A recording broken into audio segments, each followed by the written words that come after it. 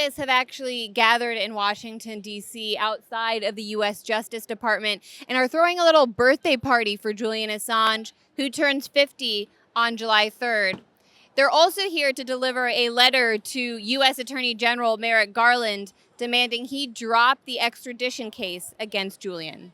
You can only be free if you know stuff. And that is essentially the motivation of Julian Assange and Chelsea Manning.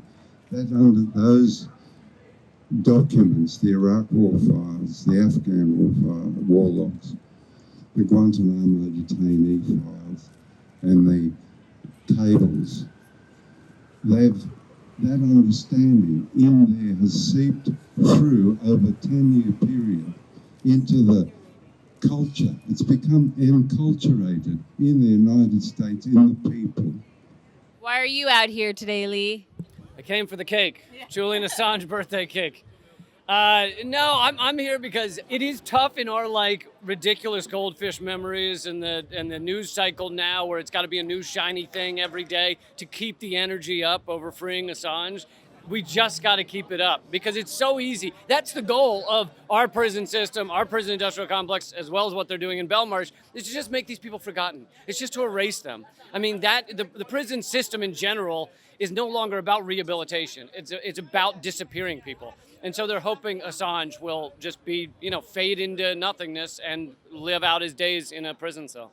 Justice for Julian! Justice for Julian! We shall not be moved. Drop all charges! For me, I think it was when Julian was arrested. I had been a casual kind of supporter of WikiLeaks and of Julian Assange before that, but when he was pulled out of the Ecuadorian embassy, it really kind of struck me, and it really put into sharp relief how serious this case is, and how it really is more about Julian Assange. This is very much about the future of the First Amendment, the future of press freedom, and this is a fight we can't afford to lose, and that's really what got me so heavily involved in what's going on. And do you feel like this home run tour has shown that the people of the United States stand with Julian? I think so. I've been really impressed with the level of support that we've seen across the country. It seems to be growing and building. When the WikiLeaks came out with embassy cables in roughly 2010, I spent hours and hours reading all of the ones that were related to Venezuela. That's where I'm from. And there, it was very clear that, first of all, that we were right in terms of what the U.S. was doing in Venezuela. We were right in terms of identifying their strategy, which was basically to divide the movement of the Bolivarian Revolution and to divide the Latin American left as a whole.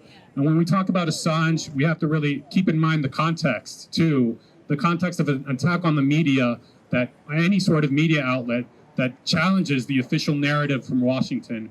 There's a huge attempt right now by the U.S. to control what's being said. And Assange helped to break free from that.